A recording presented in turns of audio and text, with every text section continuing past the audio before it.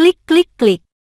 Saat Hao-Ren berbicara dengan Zhao Hongyu, sebuah suara mengeklik muncul seolah-olah seseorang menggerakkan pegangan pintu. Zi dan paman ketiga kembali.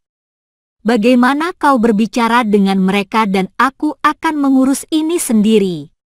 Zhao Hongyu tersenyum dengan lemah lembut dan berkata dengan lembut pada Hao-Ren.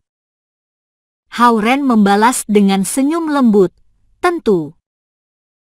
Dia berjalan keluar dapur dan melihat Zi mengenakan seragam sekolah biru muda yang sama masuk bersama seorang pria dengan alis lebat dan mata yang besar.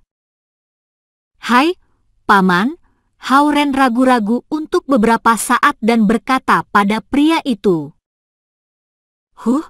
Pria itu tidak hanya tidak menjawab Hao-Ren tetapi wajahnya juga dipenuhi dengan rasa jijik. Zhao Yanzi juga tidak berusaha melancarkan keadaan. Ia melemparkan ranselnya ke atas sofa, berlari ke dapur dan mulai berbicara dengan ibunya. Hao-Ren sedikit kecewa karena hal ini. Meskipun begitu, pria ini lebih tua darinya dan paman dari Zhao Yanzi.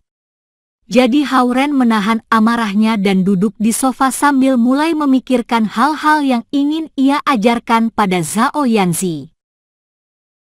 Kamu Hao-Ren, setelah dia melihat Hao-Ren mengurus urusannya sendiri dan mengabaikannya, pria dengan alis lebat dan bermata besar itu akhirnya bertanya.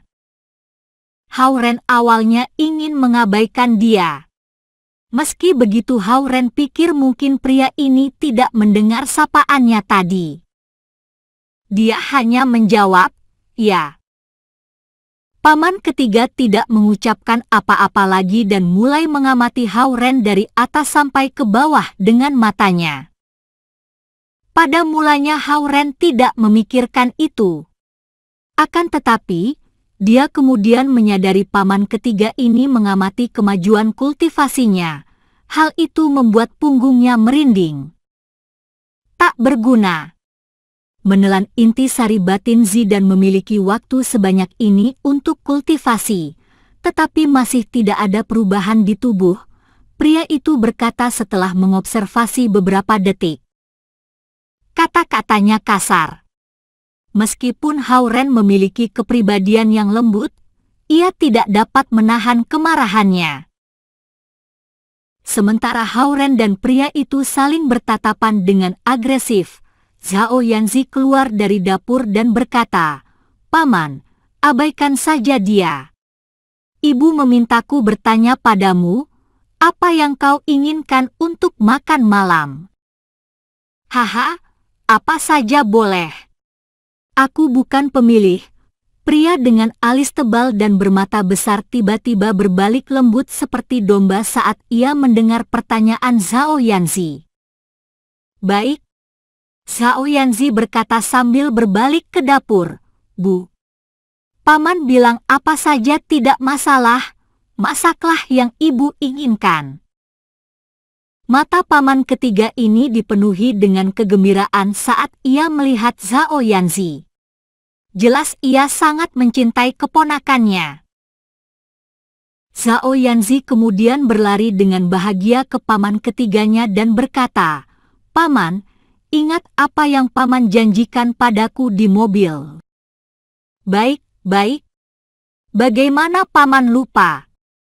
Pria itu mengeluarkan sebuah dompet dari kantungnya dan menyerahkan 10 lembar uang $100 pada Zhao Yanzi. Jangan biarkan ayahmu tahu tentang ini. Zhao Yanzi bersinar-sinar dengan kegembiraan sambil menjulurkan lidahnya dan meletakkan uang itu ke dalam dompet merah muda kecilnya. Ia kemudian memeluk pamannya di sekitar lehernya dan berkata, Paman ketiga yang terbaik. Kau gadis kecil gila. Pamannya mengusap kepalanya dengan gembira dan wajahnya dipenuhi dengan cinta. Si orang dewasa dan gadis kecil itu, keduanya mengabaikan Hao-Ren yang duduk di sofa seolah-olah ia tembus pandang. Hao Ren tahu paman ketiga ini terganggu dengannya dan Zhao Yanzi jelas sengaja memperlakukannya dengan dingin untuk mengganggunya. Hao Ren tahu Zhao Yanzi berpikiran picik. Karena paman ketiganya begitu mencintai Zhao Yanzi, dia tidak akan memberi Hao Ren perlakuan yang baik jika Zi sangat tidak menyukai Hao Ren. Hao Ren terus menatap bahan pelajaran dan mengabaikan keduanya. Kecanggungan ini akhirnya dipecahkan saat Zhao Hongyu keluar dari dapur dengan makanan yang baru dimasak.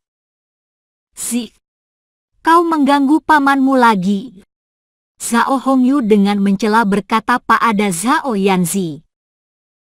Zhao Yanzi terkekeh dan akhirnya berhenti memainkan batu kertas gunting yang kekanak-kanakan dengan paman ketiganya. "Ayo makan malam dengan kami," Zhao Hongyu berkata dengan sopan pada Hao Ren. Karena sikap Zhao Yanzi dan pamannya, Hao Ren sebenarnya tidak ingin makan malam dengan mereka. Akan tetapi, Zhao Hongyu memperlakukannya dengan baik dan ia tidak mau membuatnya kecewa. Sehingga ia berjalan ke meja dengan wajah datar. Mereka berempat duduk ke tempat duduk mereka berurutan. Zhao Yanzi duduk di seberang Hao Ren, paman ketiganya dan Zhao Yanzi duduk di sebelah Hao Ren. "Ini Paman Zi, Zhao Kuo. Kau dapat memanggilnya paman ketiga seperti Zi. Seperti tetua Lu, ia salah satu tetua dari Laut Timur. Zi bisa menerangkan detailnya kepadamu nanti." Zhao Hongyu memperkenalkan pria itu pada Hao Ren setelah ia duduk. Paman ketiga memikirkan Zhao Hongyu. Hao Ren menyapa Zhao Kuo dengan enggan. Zhao Kuo membalas dengan cara yang tidak bermusuhan ataupun bersahabat. Zhao Hongyu menyadari getarannya tidak terlalu harmonis, jadi ia berkata dengan senyuman yang lembut, "Baiklah, ayo makan." Ia memberikan Hao Ren sepasang sumpit sambil berbicara. Dia tampaknya memperhatikan Hao Ren.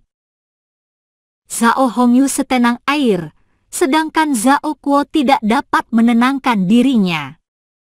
"Kakak ipar, apa yang kalian pikirkan? Bagaimana orang biasa bisa layak untuk seorang gadis baik seperti Zi? Hao Ren benar-benar anak yang baik. Apa kau puas dengan alasan ini?" Zhao Hongyu menatapnya dan berkata dengan lembut. "Ini?" Zhao Kuo tidak dapat berbicara seolah-olah sebuah telur menyumbat tenggorokannya. Itu adalah saat Hao Ren menyadari Zhao Hongyu tidak sehalus yang terlihat. Ia memiliki pesona ini di mana ia tidak pernah mengulangi dirinya. Ia terlihat lebih mengesankan dari Zhao Hongyu. Orang lain mungkin tidak tahu. Jika ia mengembalikan intisari batin kepada Zi, Zi tidak akan menderita bahaya. Setelah beberapa detik Zhao Kuo akhirnya berkata. "Tetapi Hao Ren akan sangat menderita," Zhao Hongyu menjawab. "Dia hanya manusia biasa.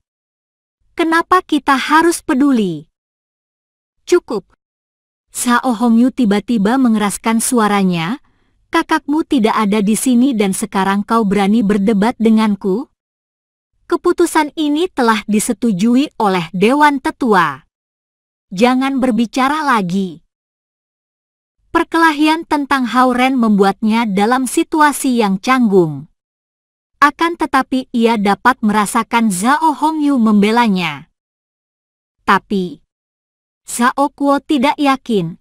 Dia ingin terus berdebat. "Tentang masalah Zi, kami memiliki pertimbangan sendiri. Dia harus bertanggung jawab atas apa yang dia lakukan. Aku tahu kamu mencintai Zi, tapi jangan memanjakannya. Kau harus berhenti membereskan masalahnya setiap kali dia menyebabkan masalah." Kata-kata Zhao Hongyu menjadi lebih tegas, dan Zhao Kuo akhirnya berhenti berbicara. Meski demikian wajahnya masih dipenuhi rasa jijik. Wajah Zhao Yanzi terus-menerus berubah-ubah menjadi merah dan pucat, tetapi dia tetap diam karena dia tidak berani berbicara. Sudah waktunya kau mengubah emosimu yang mudah kesal. Sangat biadab. Aku ingin melihat bagaimana kau melewati penderitaan tahun ini. Zhao Hongyu merendahkan nadanya dan berkata, "Omong-omong, aku masih tidak setuju dengan keputusan Zi menikahi pria seperti ini." Zhao Kuo bergumam dengan pelan. Setelah mendesah panjang, Zhao Hongyu tidak ingin berdebat lebih jauh. Ia melihat kepada Hao Ren dan berkata dengan baik, "Baiklah, mari makan."